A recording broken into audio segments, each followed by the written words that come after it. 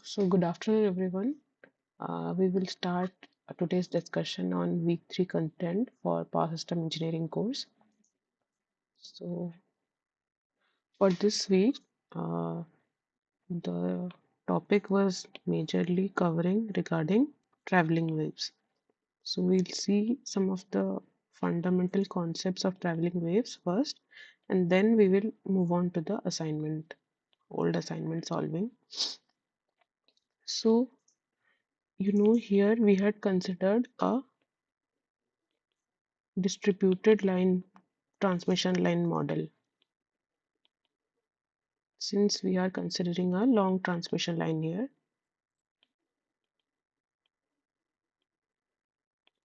so let that section be represented. This is the resistance for that delta Z part of transmission line that we are considering. L with the inductance. These are the series elements, and then we have the shunt components too.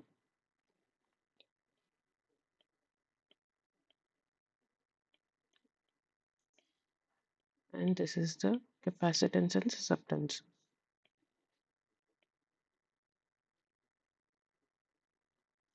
So let us consider that the sending end voltage is V, which is a function of the impedance of transmission line and the time. So this is at the generator end or generating or sending end, and let the voltage at the load end be V, which is a function of Z plus this delta Z part of transmission line and function of T. So this is at the load end. Similarly, let us also consider the current which is flowing from the sending end as I, and at the load end similarly, which is a function of Z plus delta Z and T. Let the current that is flowing through these shunt elements be delta I. So this is the delta Z part of the long transmission line that we are considering for this study.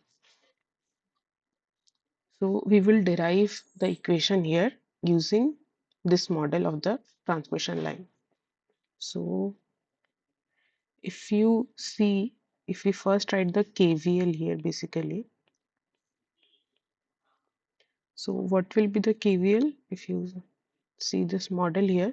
So this V, basically V will be the drop across the R and L. So what will be the drop across the resistance? It is R times I, right? So R delta Z times your I ZT plus drop across your inductor.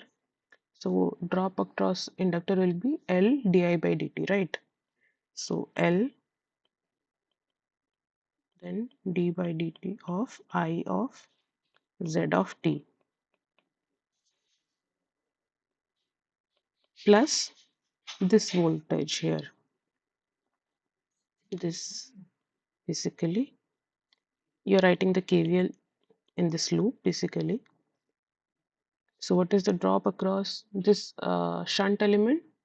That is same as at the load end, right? Because these are in parallel. So this is Z plus delta Z of t.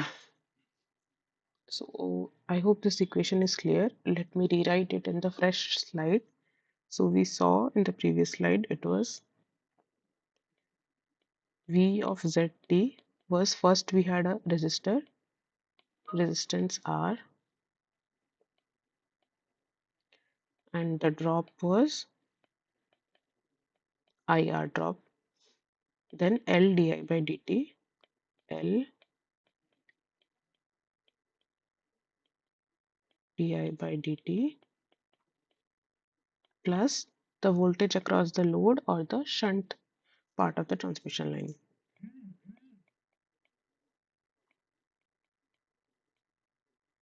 So let us rearrange this equation here. So let me bring this term to the left and take the negative sign common. So then what we will be getting is V of z plus delta z times of t and negative of V of zt, that is equal to R plus L di by dt.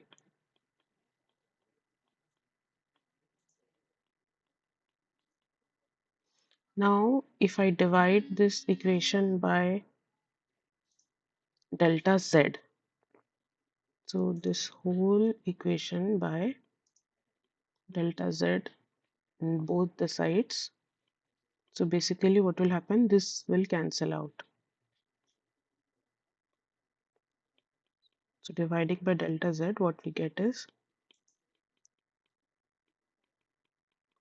dt minus v of z of t divided by delta z, and this whole has a negative sign, that is R I z t and L di by dt. So if that section of the line we consider as very small, that is delta z is near to 0, so our final equation for the KVL turns out to be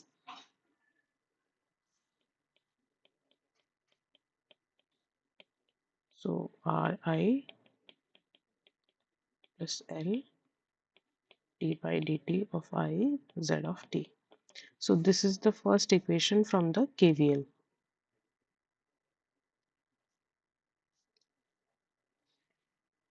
So this is equation 1 from KVL. Similarly, if you see this figure here, we'll also write the KCL for this node. Yes, Saurav, you want to speak something?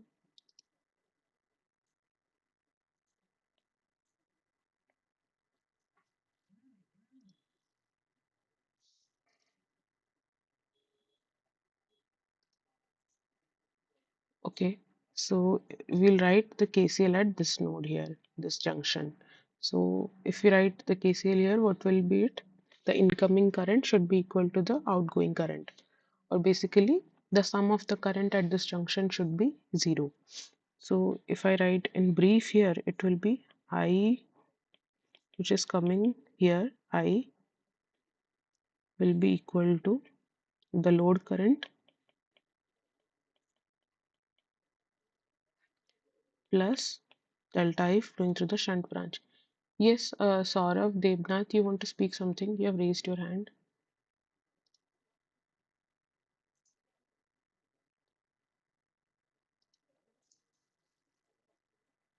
Do you have any doubt, any query?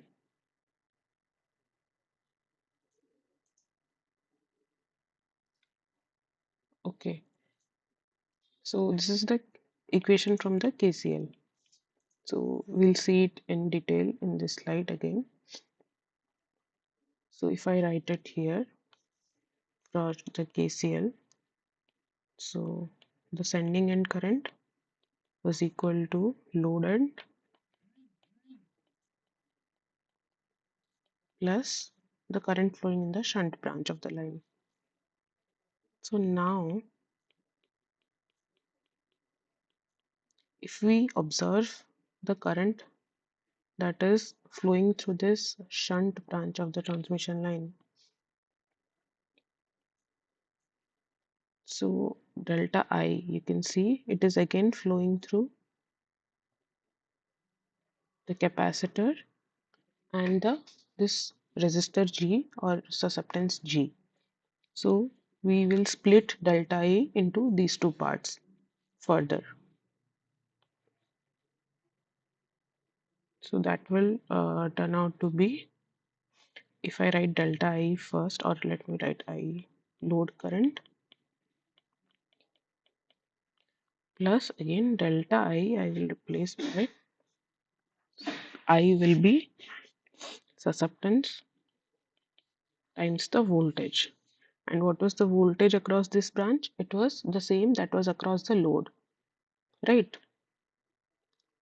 ये voltage इधर through this branch,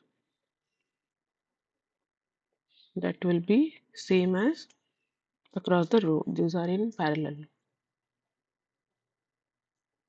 So इसीलिए that will be V times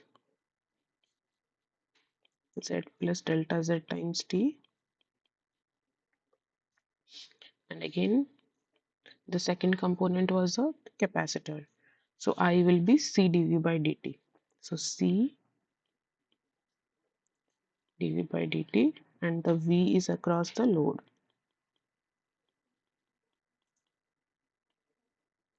So this is the equation here. Similarly, we'll then divide again by delta Z, and before that we will bring this term to left. So similarly, I take the minus sign common, so it will be Z plus delta Z T minus Iz of T, and simultaneously let me divide by delta Z also. So here also divide by delta Z. So this terms and this terms will go out. What we will be left is G of V Z delta Z times T plus C dV by dt. Sorry, V of Z plus delta Z of T.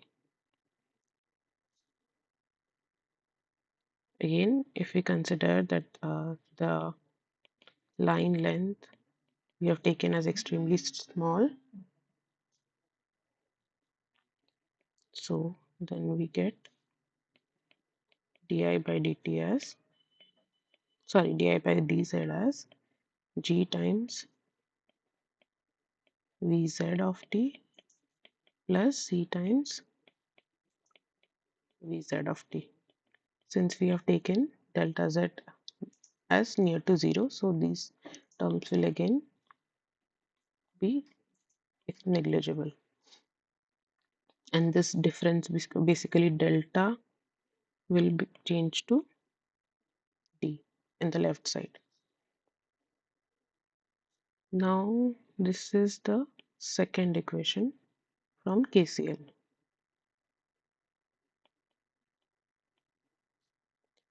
and this was first from KVL. So if we convert these two from time domain to Laplacian domain, so converting 1 and 2 to S domain, so the first one we get it as, it was for KVL, so dV by dz was RIS plus j omega L is. This was equation 1 in Laplacian. Similarly, second was current, so di by dz. This is G times Vs plus j omega C times Vs. So this is equation 2 in Laplacian. Now if I calculate the double derivative, that is dou v squared by dou z square, so that will be nothing but derivative of dou vs by dou z and That will be, if we put it from here basically, so the negative term will go to that side and we get as minus r plus j omega l. I is taken as common here. So what we get is minus of r plus j omega l dis by dz.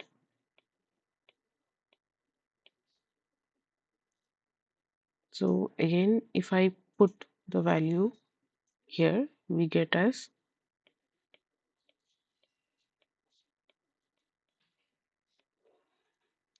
minus of r plus j omega l was there, and then again if I put the value of here, so there will be again minus of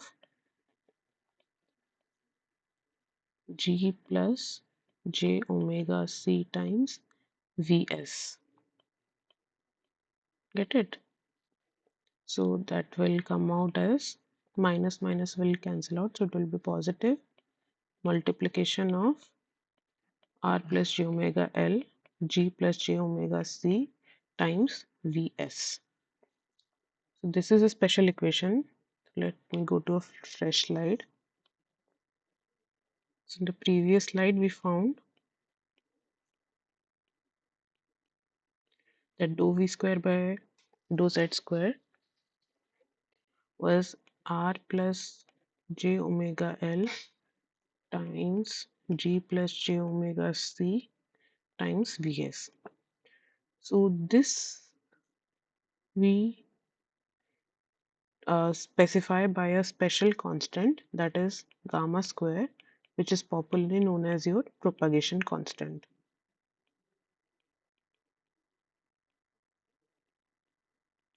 Basically, this equation reduces as dou v square by dou z square is your propagation constant times sending in voltage.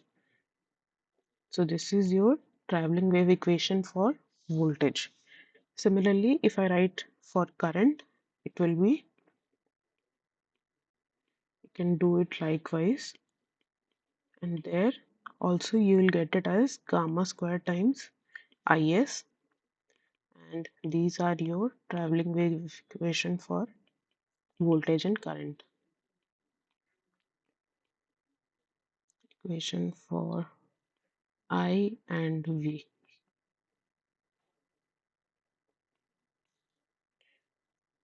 So I think up to it is clear to everyone. So this gamma propagation constant gamma, if we write it as, it will be a complex quantity basically. So alpha plus j beta we further break it into two more constant, real and imaginary constant, part of this gamma. So alpha is called your attenuation constant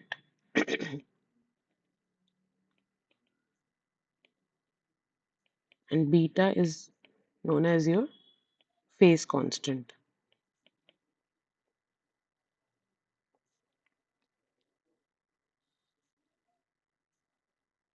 So I hope up to this is clear to everyone.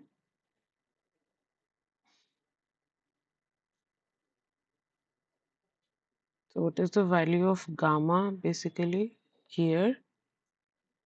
If I write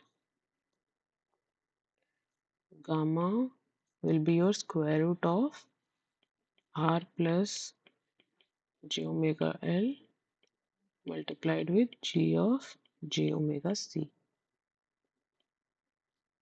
for a transmission line.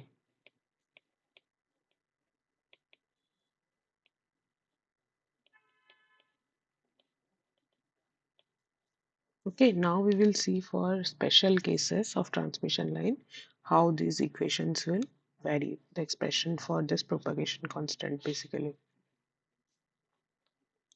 And moving on, you have also seen the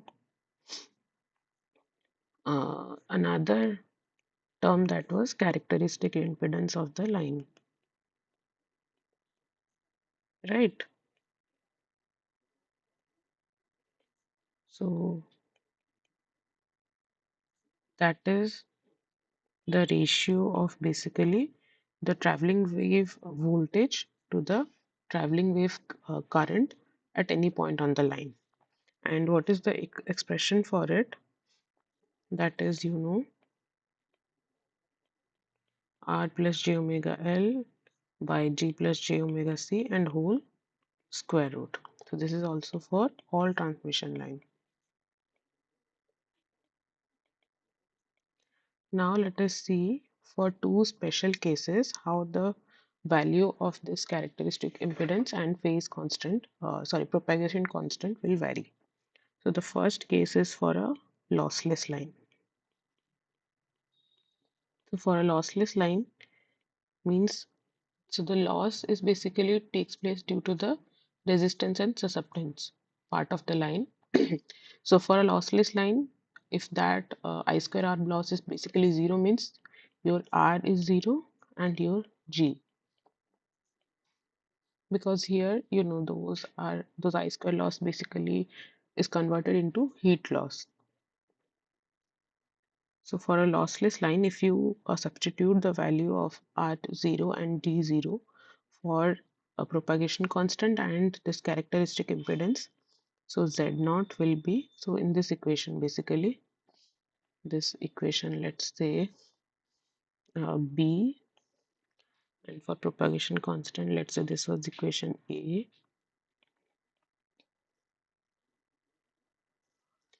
So Z naught, so equation B, if you substitute R0 and G0, what you'll be getting is basically square root of L by C for lossless line.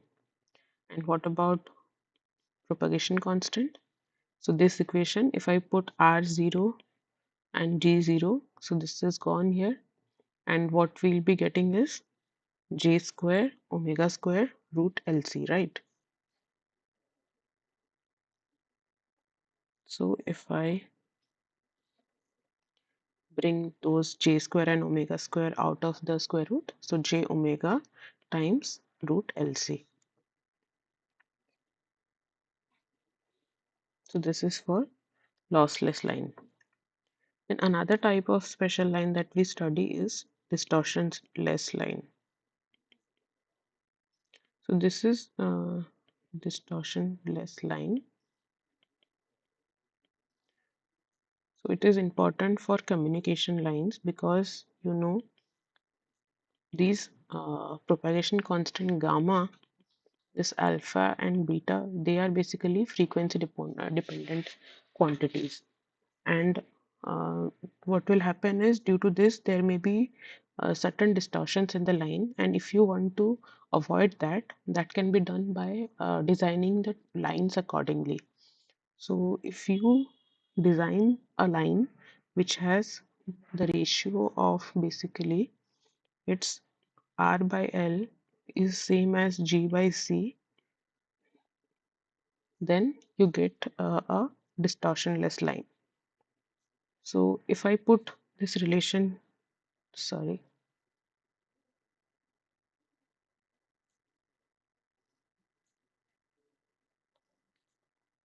yes. So I was talking about distortionless line. So here R by L is same as G by C. So if I substitute this and let us derive the formula for its propagation constant gamma. So we had seen it was multiplication of R plus j omega L G plus j omega C. Now let me take the R common here.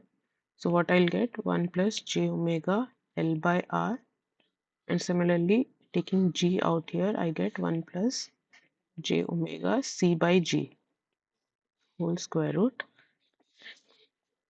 So this will turn out as RG bar, and we know this R by L is G by C or L by R is equal to C by G. So these two terms, they are basically equal. So if we multiply them, so it will become square and square root will cancel out. So what we will be getting is 1 plus j omega c by g or L by R. It is the same thing. So if we simplify it further, basically I multiply. So Rg plus j omega times Rg into Cg. So what I'll be getting is Rg plus j omega. This will become C square root of R by G. And we then further, if we replace R by G, what can you get from here? So it will be L by C, right? So here you will get as square root of Rg plus j omega root Lc. That is the final expression for gamma. Rg plus j omega times root Lc. Then coming to the characteristics impedance of this distortionless line. So characteristic impedance was R plus j omega L divided by G plus j omega C. Again, if I will take R by G as common, it will be 1 plus j omega L by R divided by 1 plus j omega C by G. So these will be equal and they will cancel out. So I will be getting R by G. So one thing that you can notice is here Z naught, it is having only the real part, means it is a purely resistive element for distortion line, purely resistive, because no imaginary part is there. So Z naught is basically R naught R by G, and here no reactance is there.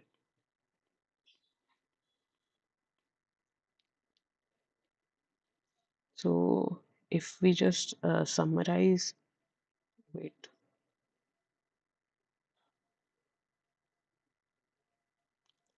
I'll just insert a new slide here.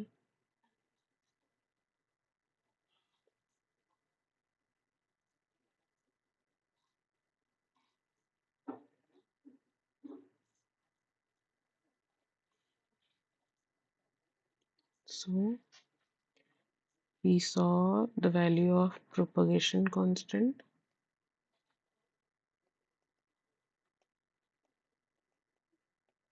and the value of characteristics impedance Z naught. So in general expression, we found out it was square root of R plus j omega L times G plus j omega C, and characteristic impedance was R plus j omega L divided by G plus j omega C. Then we saw another special case for lossless line, where R equal to G equal to 0. So the propagation constant was j omega times root LC, and this was also this. And lastly, we saw for distortionless line.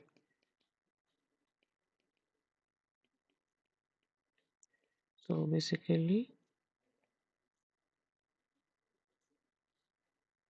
yeah.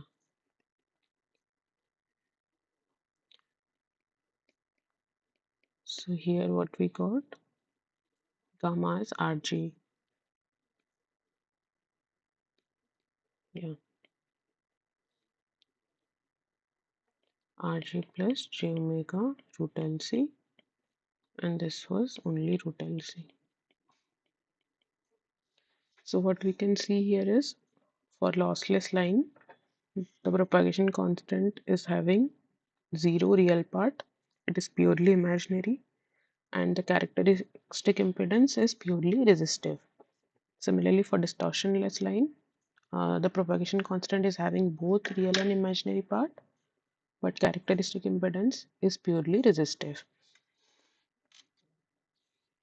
So let us discuss the questions for assignments, and if we get time, we will derive the expression for this refraction and reflection voltages and current. So these are only formula based, and if we get time in the end, we'll also derive those formulas. So let us first discuss the assignment. So this is visible, right? But let me just expand. Okay. So the refraction coefficient of voltage and current at the load end of a short circuited line is. So anyone would like to attempt and tell me the answer for this?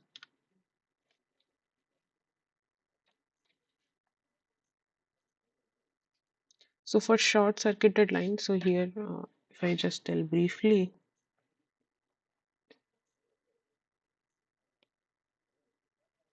so basically this is my line and this is my line with the characteristic impedance or surge impedance, because we are considering lossless line, and this is the load. So if this line, this is the terminating point or terminating end. So if it is, this is short circuited, means this is short circuited, then what will be this impedance Z load? Can anyone tell me? What will be Z if a line is short circuited?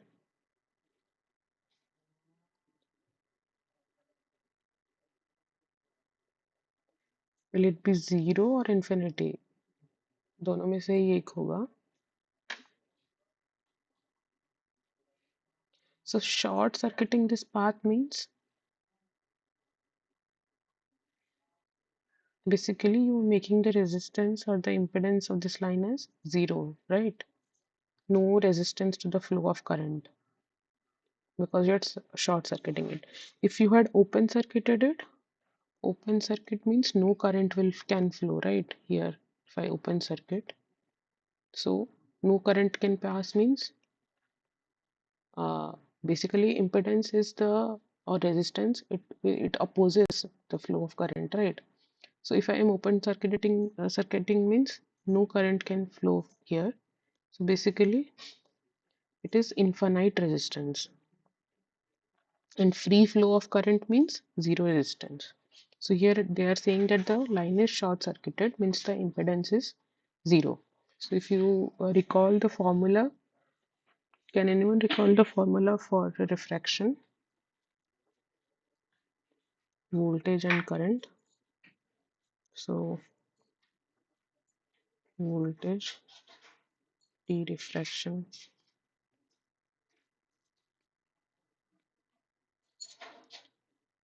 that is basically 2 times of this load plus ZL plus the surge impedance of the line. So if I substitute ZL as 0 here, what will I get?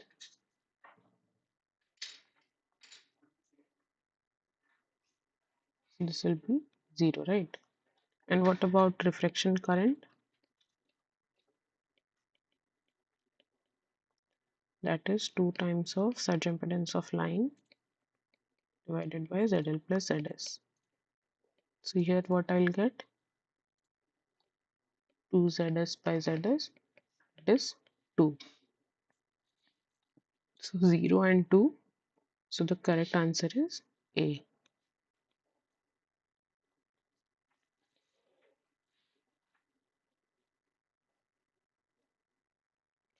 Then the next question. So which of the following phenomenon occurs upon the termination of a transmission line in an impedance smaller than its characteristic impedance? So the same thing only, same diagram. Only the condition of this termination will change for different question here throughout this assignment. So this is the characteristic impedance of the line, and this is the termination point, and here it is, let's say this is Z load or ZL. So if you read the question, so which one is correct? Which relation is ZC less than ZL or ZC greater than ZL?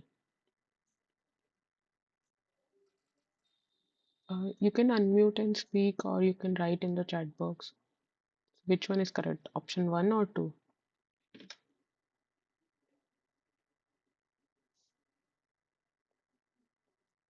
Okay, someone says option 2. Okay, one vote for option 2. Anyone else? Aishwarya, Geeta?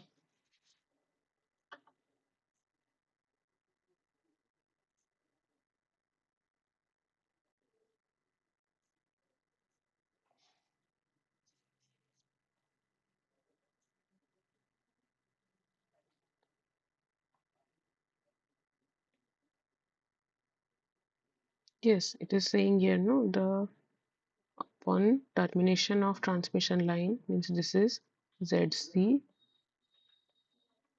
or ZS, whatever you say it as, in an impedance smaller than its characteristic impedance, means this ZL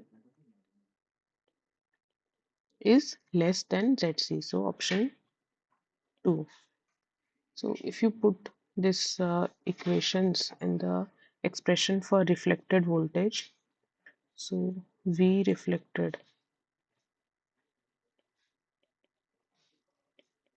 what is the expression for V reflected?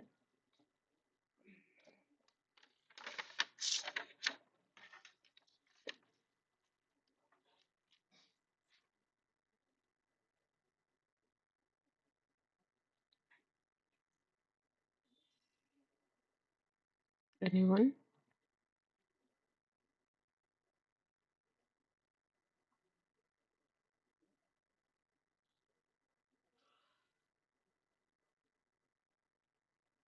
So it is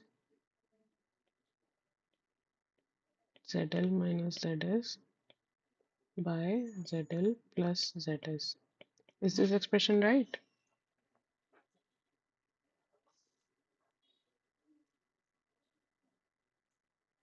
And similarly, what will be I reflected?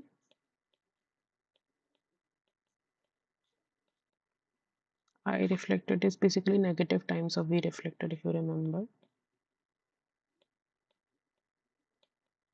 That will be ZS minus ZL divided by ZL plus ZS. So if this is the relation, then what will be ZL minus ZS? Will it be positive or negative?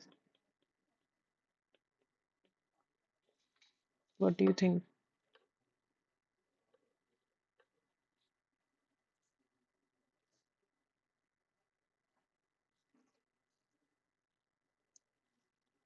ZL minus ZS will be positive or negative? If this is the relation, ZS is greater than ZL, then obviously ये negative होगा, right? So if this is negative, so this one will be negative. And what about reflected? It will be positive. So देखो, reflected voltage is negative and reflected current wave is positive. So option C.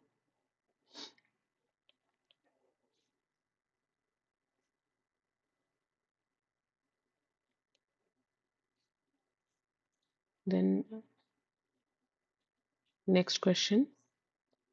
So long transmission line has line inductance of 0.425 millihenry per kilometer, and assuming the receiving end of the line is open, the distance traveled by 122 kV surge is 1.5 kilometer in 10 microseconds.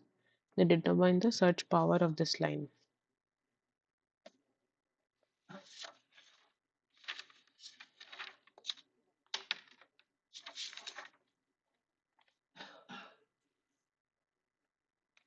So here what is given to us,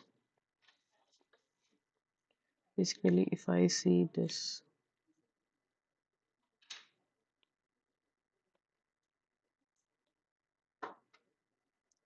so the surge has traveled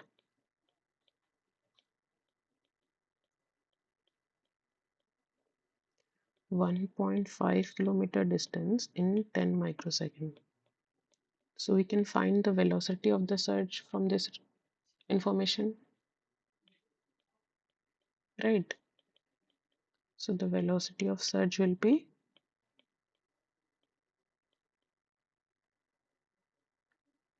distance covered by time taken, right? So 1.5 kilometers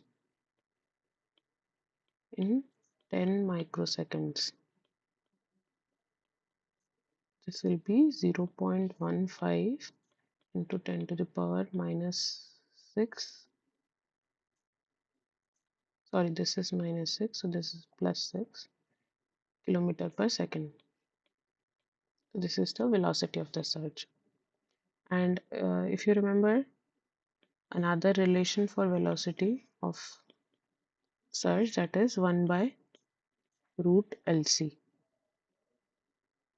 So that is equal to 0.15 times 10 to the power 6 kilometer per second. So the value of L is given here, right? 0.425 millihenries per kilometer. So you can substitute it here and you can get the value of C. So basically root LC आ जाएगा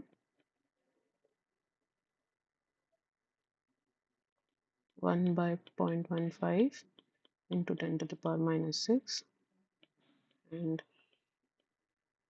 root C will be 1 by 0.15 root L into 10 to the power minus 6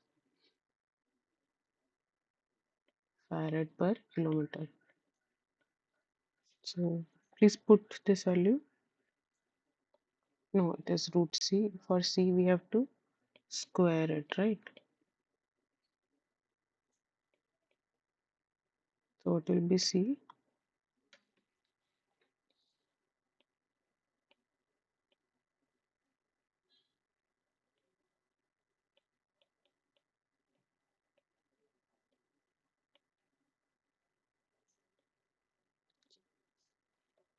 Can you calculate, anyone?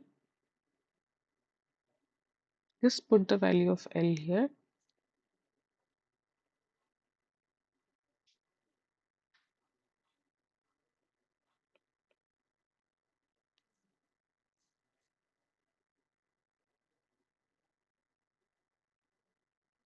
So this will come out as 0.1046 microfarad per kilometer.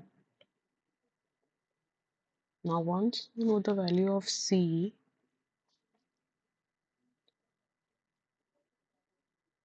can we calculate the characteristic impedance? That is the ratio of L by C, right? So you have the value of L, value of C. So if you calculate it, you get it as 63.74 ohms. And what will be power then? V square by ZC. And what is B? 110 kV.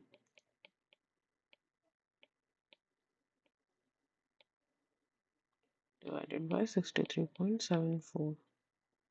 So if you do it, it will come out as 189.8 megawatt. Research. So the correct option will be B.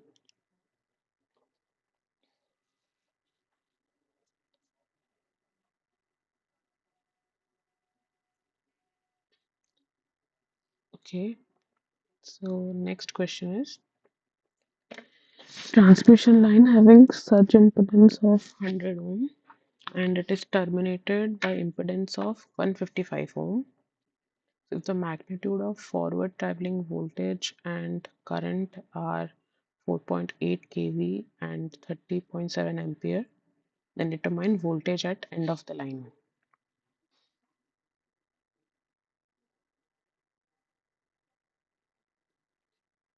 So here basically same only. So terminated by this impedance of 155 ohm, right? And this surge impedance is given as 100 ohm.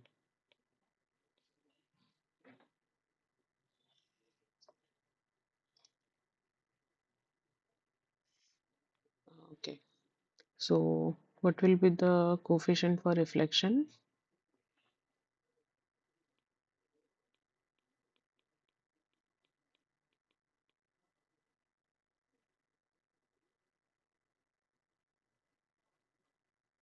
V, that will be ZL minus ZS plus divided by ZL plus ZS. So if you substitute the value of ZL and ZS, you get it as 0.216.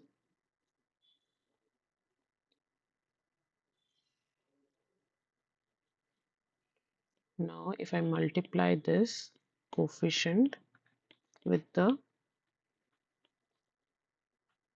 voltage given, that is forward traveling, V forward,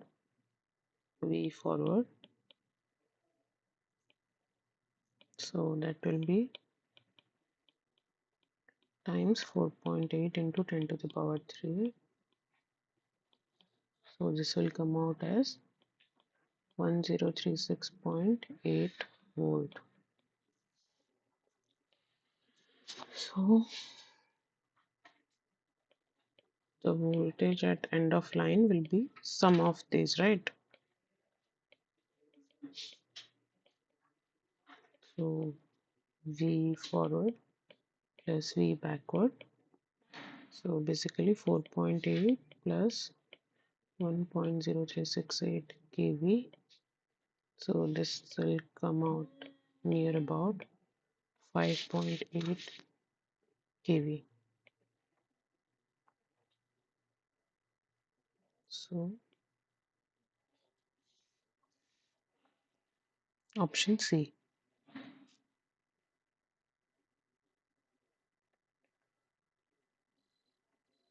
Now next question.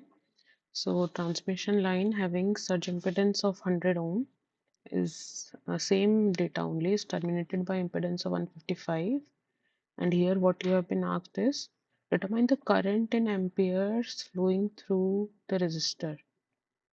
So previously you found the voltage, you just need the you need to find the current.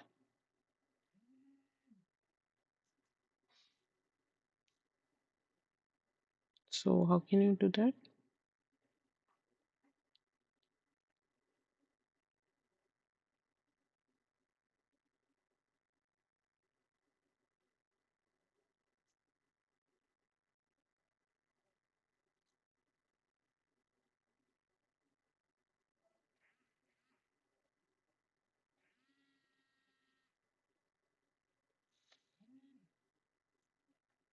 So it is simple, right? Resistance is known and voltage is known, so it will be current.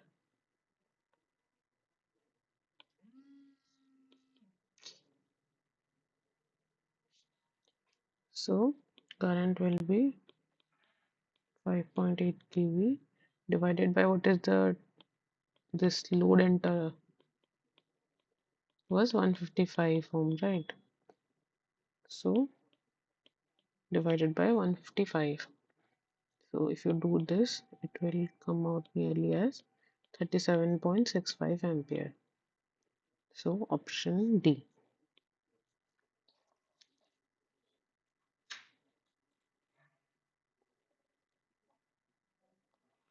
Now next question. So overhead line with surge impedance of 275 ohm is connected to a transformer by short length of cable of surge impedance of 102 ohms. So a line, it is terminated now with a cable. So if rectangular surge of 115 kV travel along the line towards the cable, then voltage traveling from junction of line through the cable would be, so basically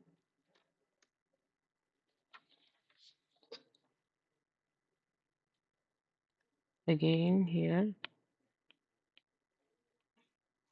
this is your line, this is your cable. So here this is given as, this is the cable, right?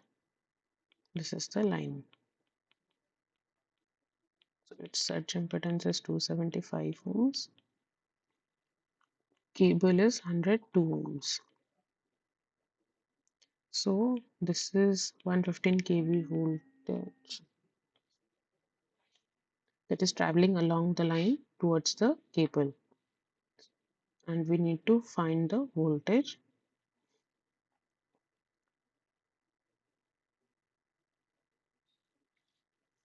So again here, if you find a coefficient of reflection,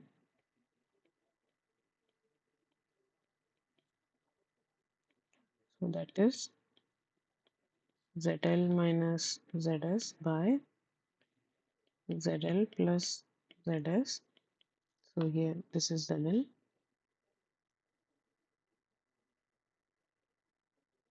So how much this will come out as? It will be negative, right?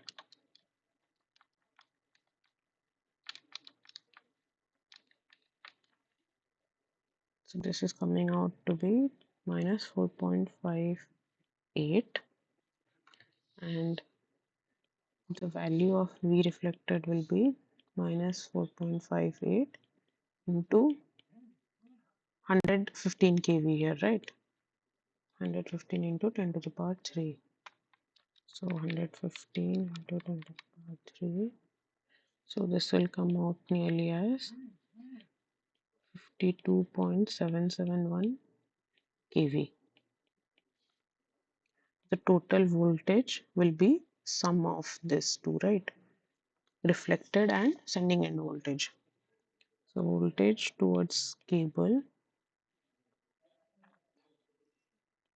will be, sending end surge was 115 kV and reflected is minus 52.771 kV. So this will come out as 62.23 kV. So option C.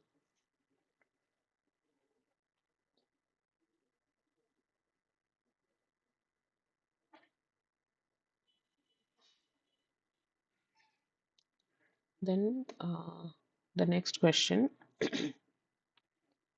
So overlaid line with surge impedance of, similar question only, 102 ohms is the cable impedance, and the rectangular surge is also 115 kV. So what is the voltage that is reflected back into the line? So earlier we calculated the voltage that traveled towards the cable. Basically, this is the sending end voltage. Earlier we calculated the voltage that passed to the cable. Now we need to calculate the reflected, that is reflected back to the line basically. So that we calculated previously, right? How much it was? minus 52.711 kV, right? This one here. This is reflected back to the line.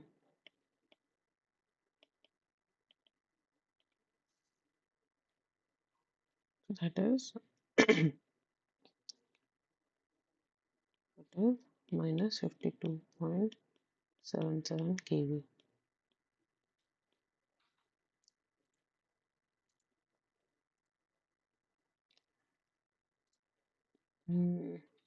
Now, second eighth question.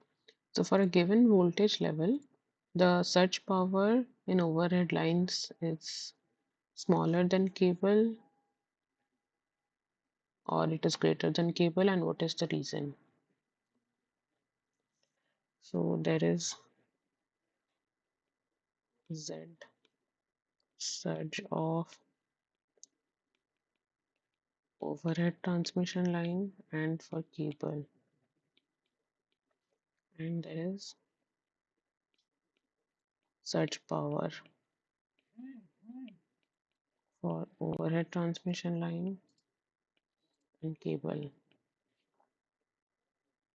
So, what is the relation for surge impedance?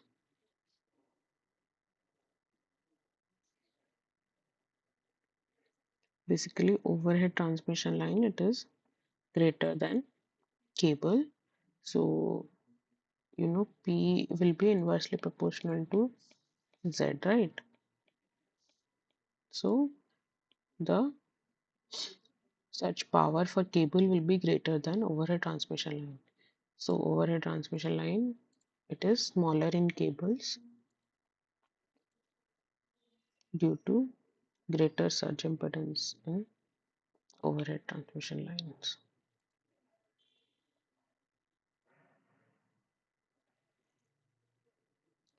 Now, in air, a lossless transmission line of length 40 cm with inductance L 25 micro henries per meter and capacitance 75 picofarad per meter is operated at 50 megahertz. So, what is its electrical path length? So, can you calculate the velocity using this information here?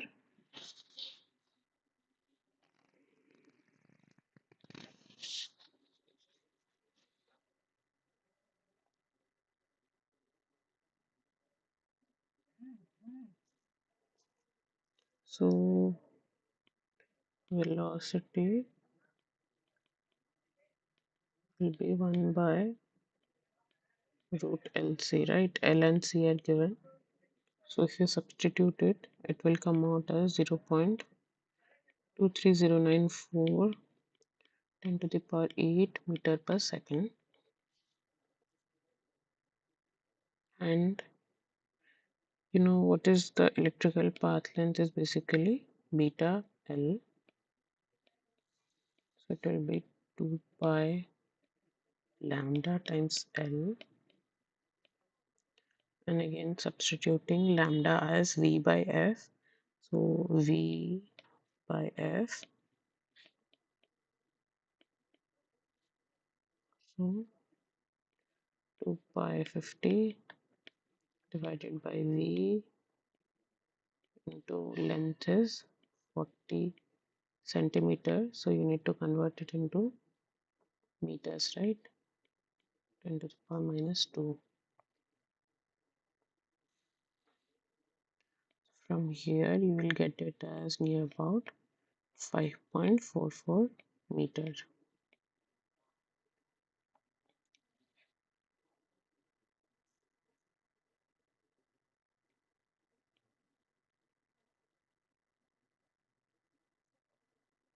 Now, the next question.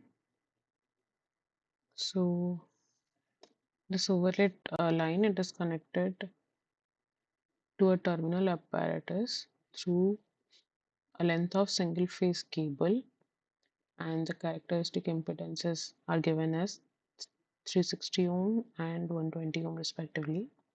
So, traveling wave of 165 kV, that originates in the line and traveling towards the junction of the cable.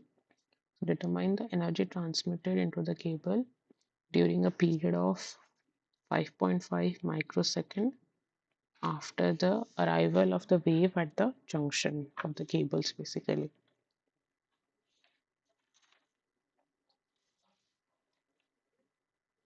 So here basically 360 ohms and Z2 is 120 ohms. So again transmitted is 2Z2 by Z1 plus Z2 times 165 kV, right? So it will be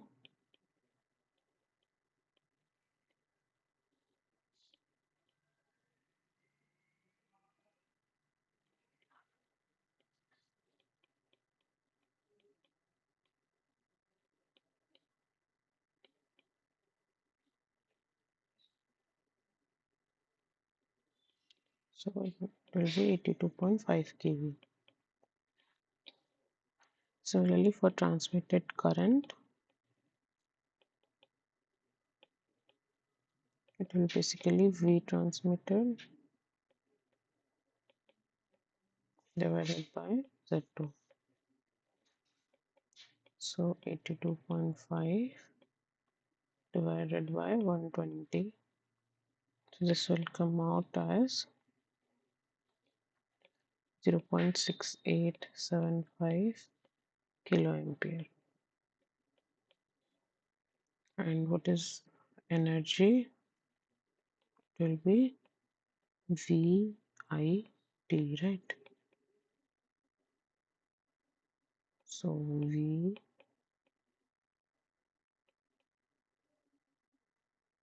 sorry,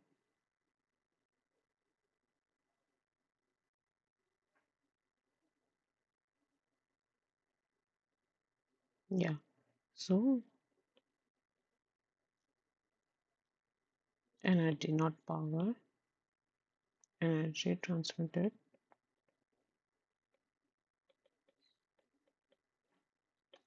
VIT.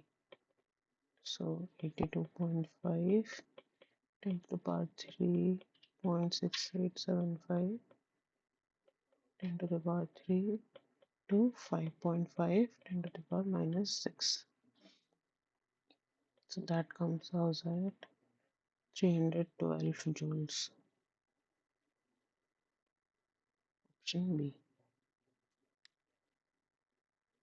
Okay, now we have some time left, so I think we will derive these equations that we are using here for deflected and transmitted voltages.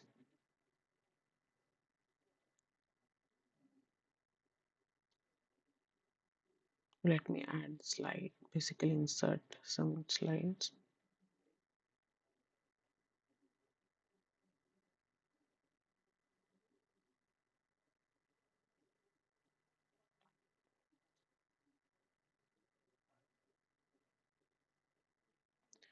Okay, so we saw that there was one line with impedance equal to such impedance and terminated by another. It may be line, it may be cable, it may be load.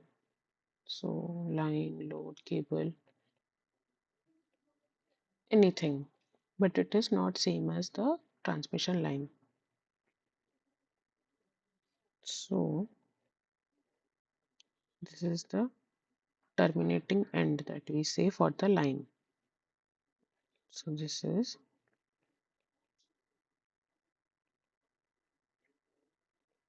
terminating end for this overhead transmission line. So let V and I be the sending end current of this transmission line. Then whenever it will reach this terminating end, you see there is a difference in impedance here, right? ZS and ZL. So if you remember, even in the school, when we studied about these mirrors, so basically we say that whenever this ray of light will, which had basically different materials was there. Let's say this was air and this was water. So due to their difference in materials, whenever this ray of light will reach this junction, if you remember, so some portion will be reflected back to the air and some will be transmitted into this water. So similarly also here, these basically this before this the impedance was ZS. After this it is some different ZL. So here there is change in environment or change in the electrical property. So here also some part of this voltage will be transmitted to this part, that is your V transmitted and I transmitted, and from this end some will be reflected back into the line. So V reflected and I reflected. But for in the derivation, what we take basically, we take this direction as this side. That is the convention we take. Okay, so here if you see basically previously what we had was, so this V,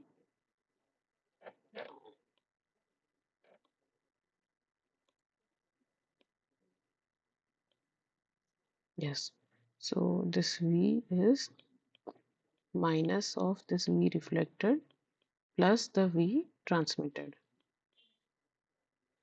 So what is the total V that is transmitted to this line lower cable? That is sending end plus the reflected voltage.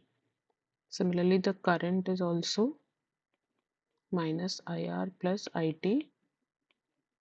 So the I transmitted becomes I plus IR. So this is one relation. Okay. So we have four coefficients basically, two for voltage, two for currents. So let's say first one is transmitted for voltage. So that will be the ratio of transmitted voltage by sending end voltage V. Similarly for transmitted current, it will be transmitted current divided by sending end current I. Similarly for reflected voltage, it will be V reflected divided by V, and for reflected current, it is I reflected divided by I. This is quite simple. Whatever is the coefficient, so it is that quantity.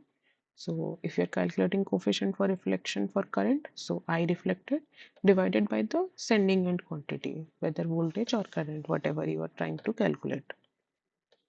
So these are the four coefficients that you have seen. So now let us derive the formulas. Insert a new slide.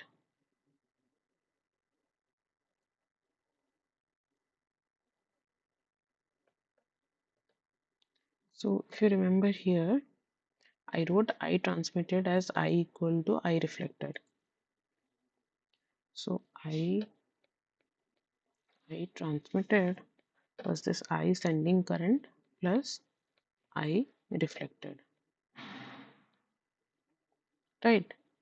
So dividing this by I, what I will get, I transmitted by I equal to 1 plus I reflected by I. So I transmitted by I will be giving me transmitted I coefficient and 1 plus coefficient for reflection of current. So this is first equation, that is the relation between transmitted and reflected currents. Similarly, you can write that for voltage too, right? V transmitted was 1 plus V plus V reflected. So divide by V.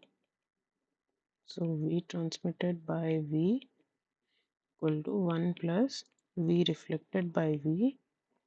That will give me as coefficient of transmitted voltage equal to 1 plus reflected voltage.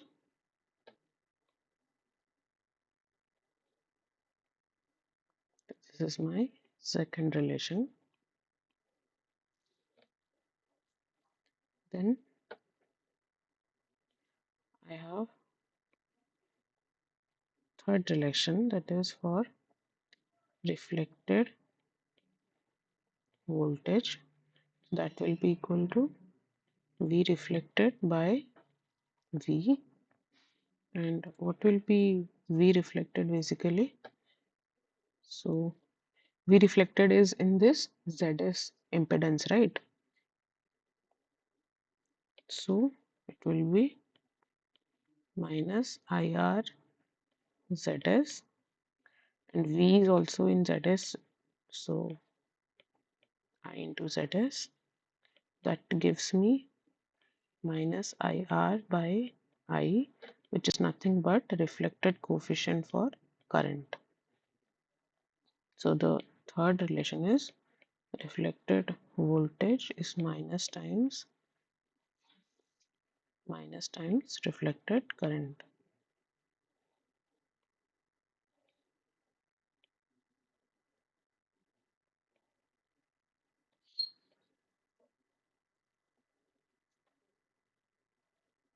Let me add another slide.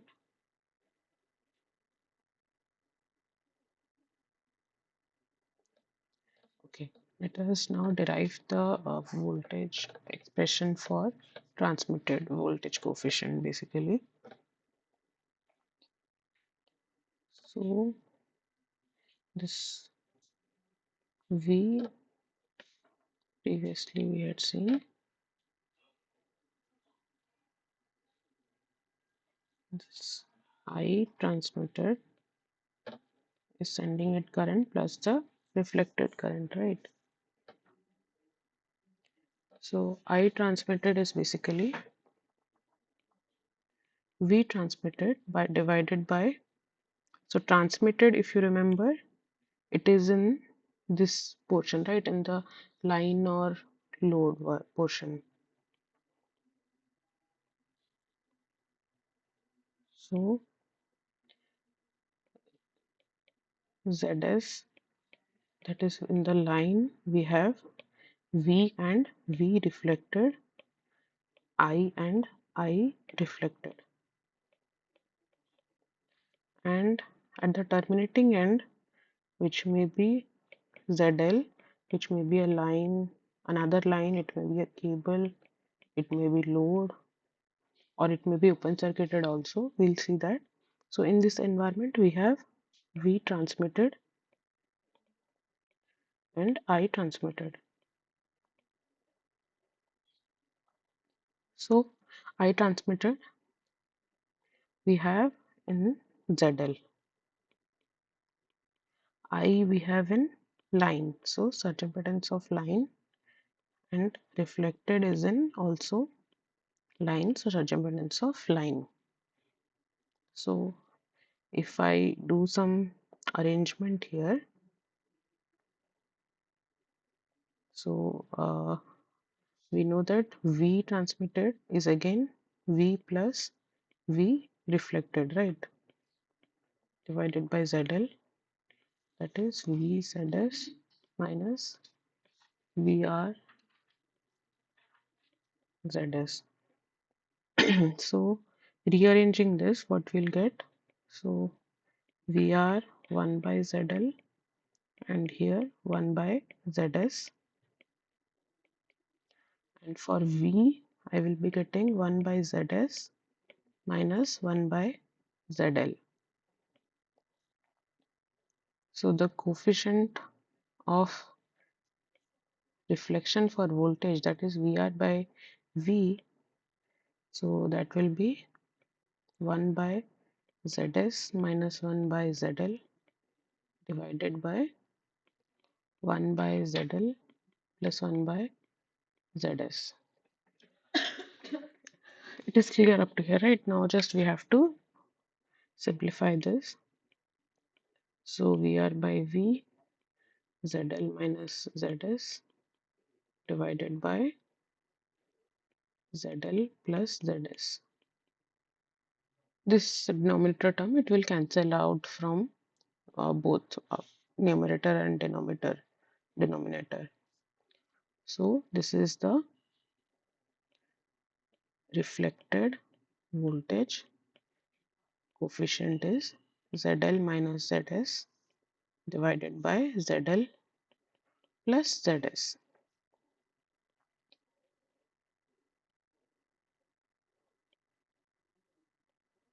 So again, let me add another slide.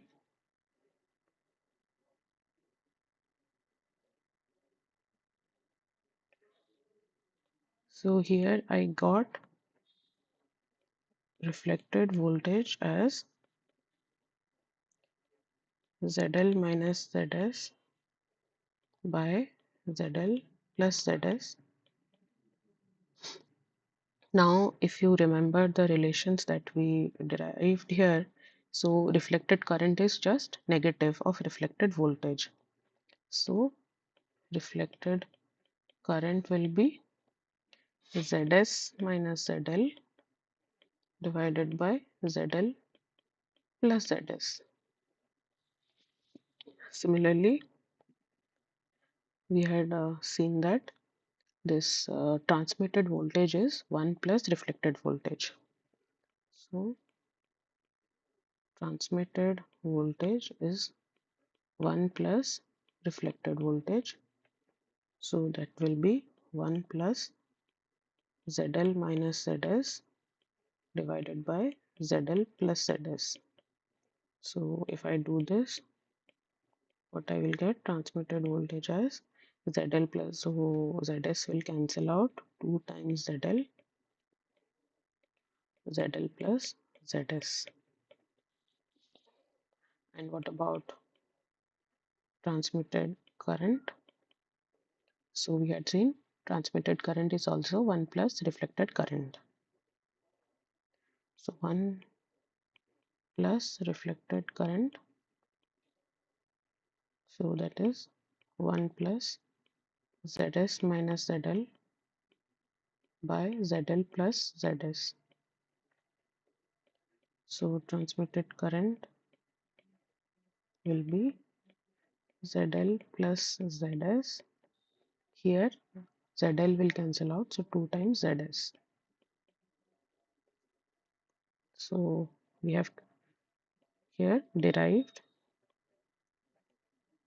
the expression for 4 coefficients for transmitted voltage current and reflected voltage current. And this assignment only, this relation you have to use. So the value of ZL, you have seen it may be open circuit, it may be short circuited, or it may end with a cable. So that value or condition you just need to put for ZL, and basically you will be getting the answers here. So shall we see those special cases also? I think we have time, so let me do that.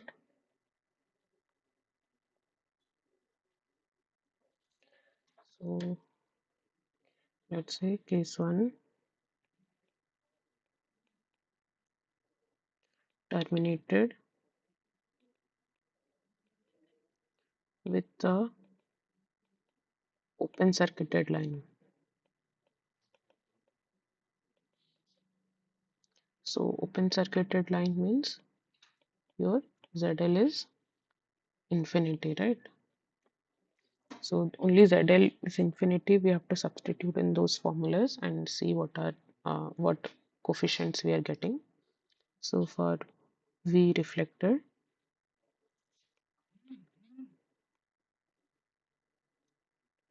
for reflected voltage, so that was ZL minus ZS divided by ZL plus ZS. So I'll just divide both numerator and denominator by ZL. So I will get 1 minus ZS by ZL by 1 plus ZS by ZL. So again, if ZL is infinity, so this will be 0, this will be 0. So we get it as 1, right? And we have seen that reflected current will be negative of reflected voltage. So that is just minus 1. Similarly,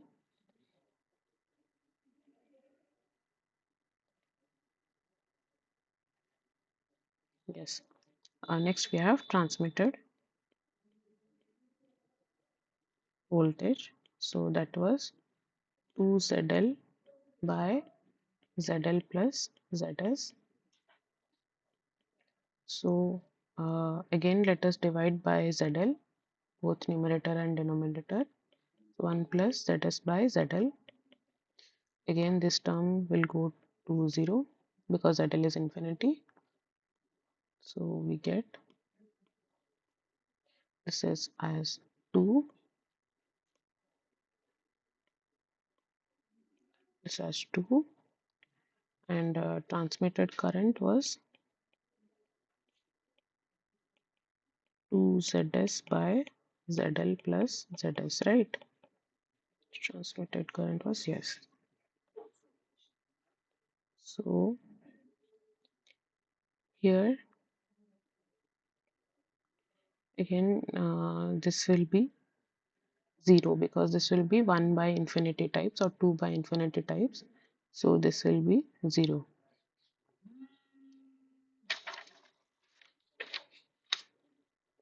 So this is for the open circuited line.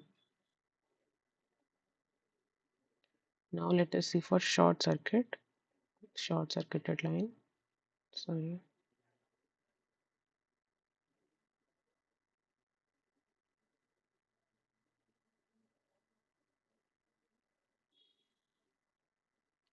So case 2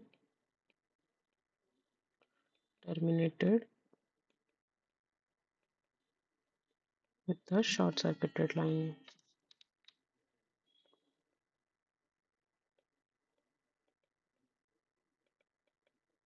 So short circuit means your ZL is now 0.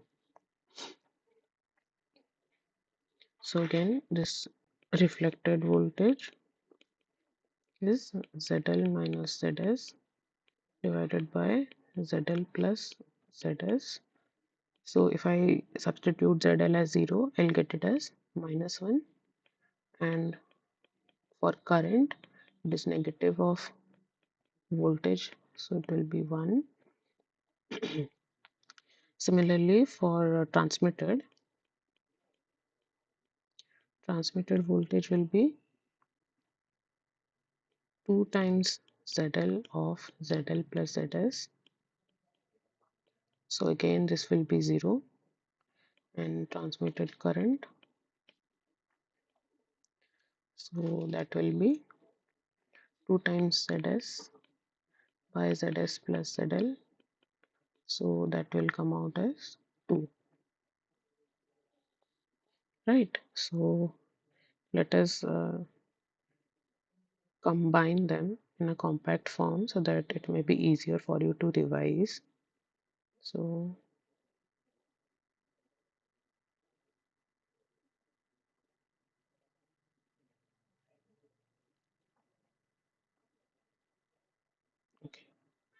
So we had reflected voltage, reflected current, transmitted voltage, transmitted current. So general, then there we saw open circuited and short circuited. So for general formula we saw it was ZL minus ZS divided by ZL plus ZS. This was negative of voltage, so ZS minus ZL by ZL plus ZS. The transmitted was 2 times ZL by ZL plus ZS, and current was 2 times ZS by ZL plus ZS. So when we saw for open circuited line, so first we saw for open circuited line, so reflected was 1, this will be negative. So open circuited means here ZL is infinity. ZL is infinity. So this was 2, this was 0. Short circuit means ZL was 0. So ZL is 0. So minus 1, 1, 0, and 2. So I hope it was clear to all.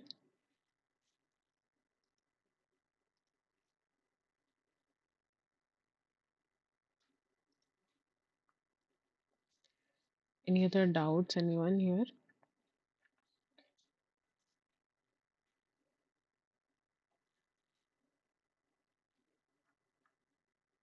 Or any question if you want to repeat?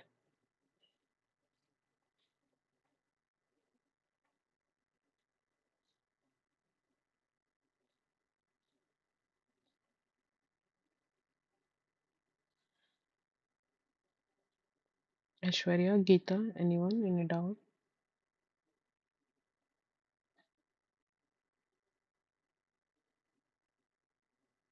Yes, Aishwarya. Good afternoon. Yes, sure. Yes. This one?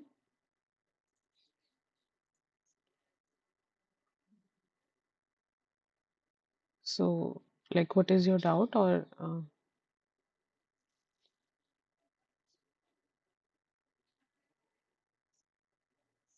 hmm. Okay, so power basically that is VI, and this you get it in watt, right? And energy is basically how much you're consuming over a interval. So if you integrate this power over time, so this basically if you integrate this power over time, so you will get your energy consumed over certain interval of time, and this will be in joule. So basically, let's say this is some power curve like this. So from t equal to 0, let's say this is t equal to 1, let's say this t equal to 5. So this is the power curve. Now if I integrate or basically if I want to know your energy consumed from, it will be for certain time interval from 0 to 1. So basically if I integrate this power curve from 0 to 1, so 0 p dt t equal to 0 to t equal to 1, then I will get your total energy consumed over this interval. So if I integrate this, then it will be nothing but this area under this power curve, right? With time axis from 0 to 1. So this is my energy consumed over this interval.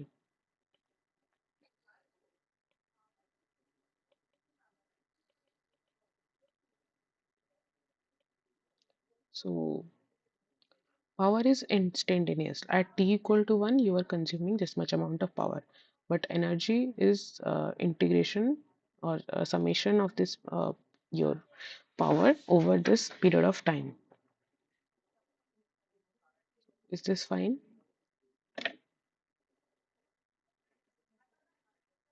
Okay. So anything else?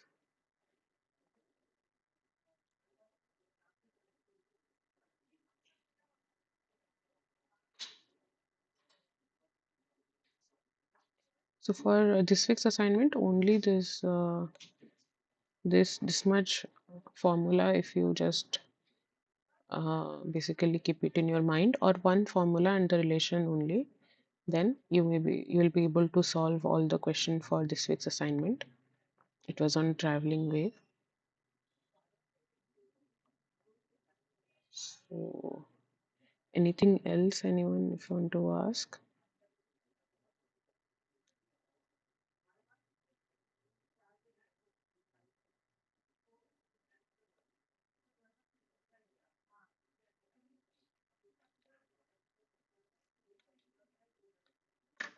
So you are BTech students, right?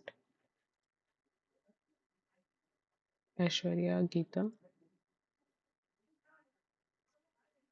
So are you registering for this course or you just seeing through it? Okay. So assignments, were you able to solve the previous assignment for week 1, week 2? Okay. So this week, I think again you have time till Tuesday, right? For this week's. Okay.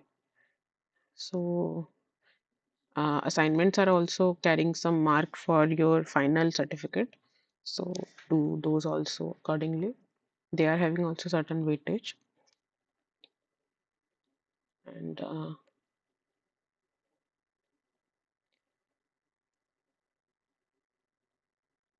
so if you want, then maybe next class onwards, I may discuss the solution for maybe previous assignments for which your deadline is over. So would you like that if we get time in the end? So I'll try to solve those also.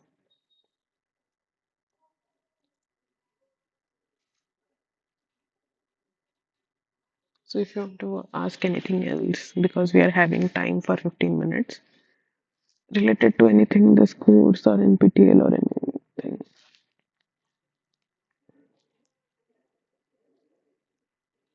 So you're second year or third year students?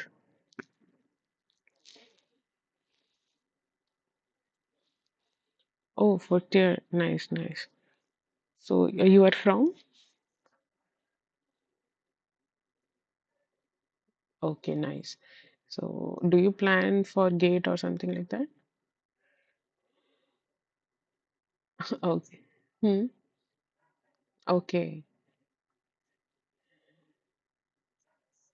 Okay, nice.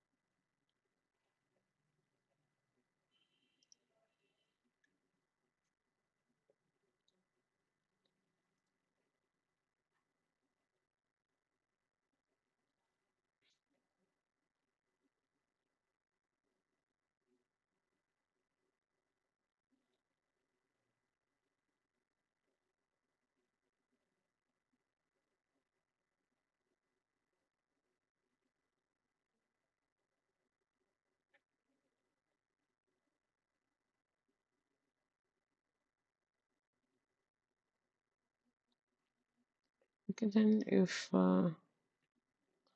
no other doubts are there, then I think we can close the session for today. Okay, if no other doubts are there, I think we can close the session for today. Thank you for joining, and next week we'll be discussing about week 4 same time.